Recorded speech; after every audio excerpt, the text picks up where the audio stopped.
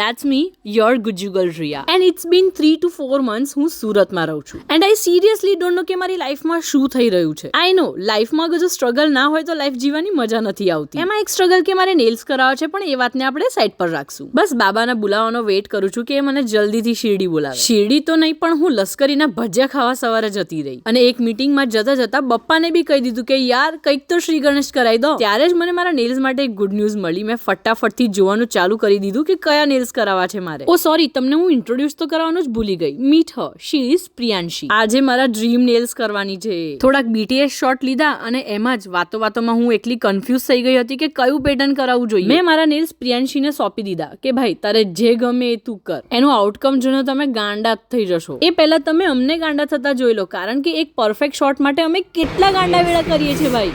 क्या क्या करना पड़ता है.